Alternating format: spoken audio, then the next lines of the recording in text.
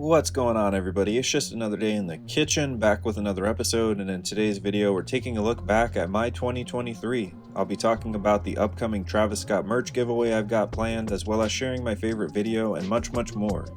Now before we get started, I want to give a special shout out to the homie Strain Beats for cooking up the beats for this video, and while you're here you might as well drop a like and subscribe, as well as join our free Discord to stay up to date with the latest and the greatest. And as always, shout out to all my chefs in there. Now 2023 was a huge year for the kitchen, and it all starts with this guy right here. LaFlame dropped Utopia, which was definitely my album of the year, and I'd love to know in the comments if you guys agree. And it was while I was covering these Utopia drops that I've really started to find my lane and groove, and I'm super thankful that you guys can appreciate the effort. Now speaking of the effort, I also wanted to shout you guys out for running up this Kanye West Vultures video. It's my most viewed to date, and I hope to replicate it and do even more in the future. Now as far as sneaker of the year, I went back and forth on whether or not I should cover it in its own video, but honestly it was pretty dry. Apart from a few notable releases like the SB4s in this photo, there wasn't a whole lot going on, and my personal favorite were the Travis Scott golf flows, which you guys can see. Now like I mentioned earlier in the video, 2023 has been my biggest year to date, and I'm so thankful that there are over 4,700 of you chefs that tune into these videos, and I hope to keep growing. So to show some appreciation for the channel, I figured it would be actually really dope to do a Travis Scott related giveaway. I've had a lot of success covering LaFlame, and I've been a lifelong fan myself, so I figured what better merch to do a giveaway for, and I'd love to know what you guys think. I was thinking of doing this giveaway maybe when I hit 5,000 subs, but if we can get this video to 100 or maybe even 150 likes, maybe we can do this one early. So I'd love to know in the comments what you guys think. And again, shout out to all of my chefs in the Discord who were able to see all of the merch pieces early. And as far as Kanye West's highly anticipated Vultures album, I'll of course be covering any new updates, as well as possibly doing my first album reaction, so I'd love to know if you guys want to see that. Now in 2024, as early as next week, we've also got Playboi Carti's highly anticipated album I Am Music supposed to be dropping, and he's supposed to also be dropping something today, so you might also see another video from me a little bit later. Towards the end of this January, I also plan on attending Carti's tour as well as Travis Scott's, so if you guys have any merch pieces you want to pick up from there, let me know in the comments and we can work something out as well. For the rest of this video, I wanted to share my favorite video from 2023. I actually had the most fun doing the research on Kanye West's Yeezy merch controversy, and I think you guys will really appreciate it. What's going on, everybody? It's just another day in the kitchen, back with another episode, and today we're taking a look at the man behind the mask right here, my favorite artist of all time, Mr. Kanye West. And in this video, we're taking a look at his very controversial and game-changing Yeezy era merch, which just so happens to be my favorite artist merch of all time. Now, as you can see, here's Kanye all the way back in 2013 rocking one of the first Yeezy era shirts, and it's a banger. Now first off, you know we had to take it back to 2013 when the album first dropped, and here's a live look at what his website actually looked like. And for all my recent subscribers that have come from my Travis Scott merch videos, you guys are in for a cool little Easter egg if you didn't already know. And as you can see from the top of the screen, this was Kanye's first solo tour in 5 years at the time.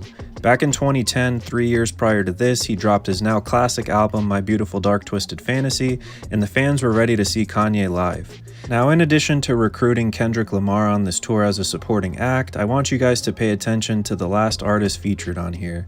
Yup, that's right, 10 years ago, Travis Scott was actually part of the Yeezy tour. And although Travis only performed on one date of the Yeezy tour, which happened to be in Las Vegas, I believe, I definitely think this laid the foundation for what would later become a legendary career that we've all been thankful to obviously be experiencing. And while we're on the topic of Travis and Kanye, let me know in the comments if you'd love to see the two tour together.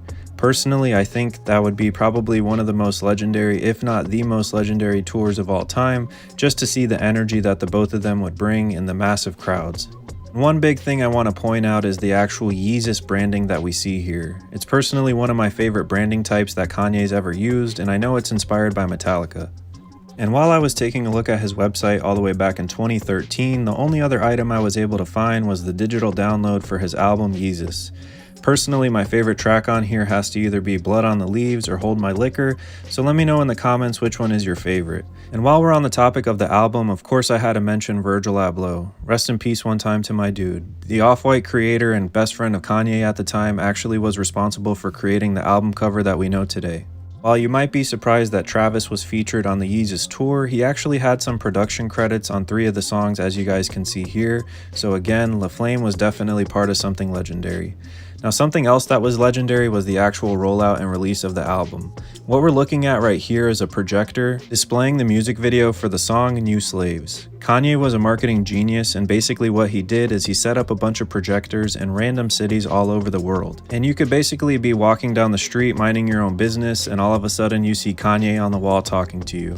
I just wanted to include this because I think this style of marketing is super unique and innovative, and it shows just how creative Kanye was even 10 years ago. And the fact that he thought of this, I think, is super cool. Now, of course, I wanted to start off by showing off the same shirt that Kanye was wearing earlier in the video, which happens to be one of my favorite Yeezus era merch pieces.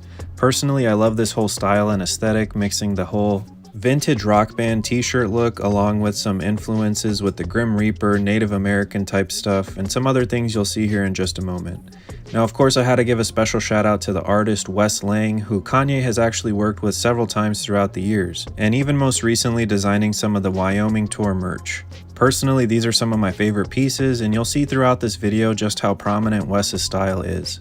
Now, this is one of the most iconic Yeezus tour merch tees, and it's actually the most faked one of all time. I see it online all the time as a reproduction, and I know it's not real because the price is simply too good to be true, but I understand because the whole shirt is hard as hell. And like I said when I was talking about Wes Lang the artist, one of the most common themes throughout the Yeezus tour merch is the skeleton influenced with some Native American culture. As you can see on the back, most of these tees had the tour dates from 2013, and personally, I regret not being able to pick them up. And if you thought Travis Scott had the most variety when it comes to his merch, I think you'll be surprised as we take a look at some of these other Yeezus pieces. And one of the most surprising pieces of the Yeezus tour era is the fact that Kanye had a collaboration with PacSun, a dope store that you'll find in damn near every single shopping mall in America until this day. And back in 2013, Kanye had this to say: "I went to the Gap and I said, let me try to do something, and I couldn't get past the politics. And on the first night of the Yeezus tour, they sold over $83,000 in tour merch," which I think is kind of ironic because years later, Kanye of course had his collaboration with Gap, as you guys can see here. And something I think that sticks out about Kanye is the fact that he's always able to predict the future and manifest what he wants. I also wanted to include this tweet from 2013 just to show you that they did actually have a collab. And when it comes to pricing on the Yeezus tour merch, as you guys can see, t-shirts were going for $35 and $40 for size XL. And since this was 10 years ago, I wanted to give you an idea of how much that would be with inflation. So for most merch pieces, you were paying $45, which isn't too uncommon like today. And for size XL, you were paying a little bit more for $52.49, which again is pretty reasonable, especially for some Kanye West merch. And let me know in the comments if you agree. I honestly wish prices went back to that today. Now here we have a photo of an actual tour merch booth, and as you can see, the prices are pretty accurate. And like all things Kanye, there had to be some level of controversy to this merch drop. As you can see, this is a skeleton wearing a Confederate flag, and we all know throughout Kanye's career, he's never shied away from speaking his opinion. George Bush doesn't care about black people. From his comments about President Bush at the time not caring about black people during the Hurricane Katrina tragedy, and of course his infamous Taylor Swift interruption moment, my boy Kanye has definitely spoken his mind, and I'm not about to make anything political, but the guy definitely says what he wants. Now, like I said, this Yeezus tour merch definitely had its own controversy because of the use of the Confederate flag. We're going to go ahead and take a look at what he said about it in just a little bit, but I want you guys to actually see what these merch pieces look like and get your opinion on it. And it's honestly kind of crazy to see how 10 years ago this type of merch was already causing controversy, because if an artist did this today, they'd probably be canceled for it. But Kanye's Kanye, and my man doesn't care. Now here are a few photos of Kanye spotted outside wearing this merch and showing it off, and of course getting buzz and hype about it. Personally, I don't have an opinion, and I don't agree with the racial undertones because I think we should all treat each other fairly.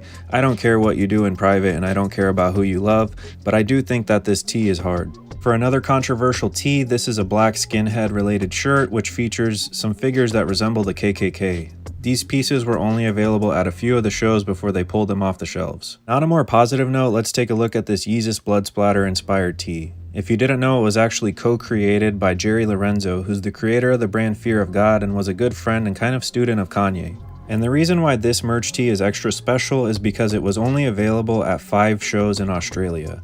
This is something that I wish other artists would do, and something that I think that Travis Scott is lacking with his Utopia tour is the fact that a lot of these merch pieces were exclusive. If you weren't able to attend the show in particular, you weren't going to get that piece, and that's okay because it allows people that went to have something exclusive and something memorable. I don't like the whole pre-order merch thing that we've been seeing with major artists right now because it kind of spoils how special the merch should be in my opinion. The artist Wes Lang, when he was developing it, said that he wanted all of these pieces to be so memorable that you would remember the merch just as much as you would remember Kanye's performance, and I could say he definitely did his job. Now, as you can see, Kanye was definitely rocking his own Yeezus tour merch during this era, which I think is super important because as a fan, why wouldn't you want to see your favorite artist wearing the merch? And I also wanted to point out how there's a whole line of tie-dye influenced Yeezus merch, which I think is really hard. Now, I included this photo of Kanye wearing a Venomance hoodie just to show the influence when it comes to black metal and death metal and the overlap in hip-hop. And given that Wes Lang actually did work for Metallica, the biggest metal band of all time, it's actually no surprise that we see some overlap and influence when it comes to this Yeezus tour merch. And one of the most powerful things about this Yeezus tour merch is the fact that people were not really rocking with Yeezus when it first came out, but they still found a way to support Kanye and wear his merch. So I think that just shows you how influential Kanye really is. I mean, people were criticizing the album but still wearing his merch, and I don't know many people that could pull that off today. I wanted to wrap up this video by showing you guys a piece of merch designed by Virgil Abloh in collaboration with Kanye West. Back in 2012, there was a meme that the world was going to end, so of course this said that the world ended and I saw Kanye West perform right after. And although the Yeezus album isn't my favorite Kanye album in general, the merch speaks for itself and you guys can see why it's my favorite. I've definitely been influenced by rock and metal and you can see the overlap. Now, if you made it this far, let me know what you guys thought about this video. I had a lot of fun researching it, and again, Kanye is my favorite artist, despite all the crazy antics throughout the years. And let me know what you think about the merch overall and if you have any favorite pieces from it. They're definitely available online, but the real ones from 10 years ago are going to cost you a pretty penny. Now, if you made it this far in the comments, thank you so much for watching, and let me know what you guys think. As always, thank you so much for cooking with the kitchen, and thank you for sticking around and rocking with us. 2023 has definitely been a year of growth, and I'm excited to see what 2024 has in store as well. With that being said, don't forget to like and subscribe. Some kitchen merch may be on the way as well, and as always, remember to stay safe out there, and remember, it's lit, straight up, and peace.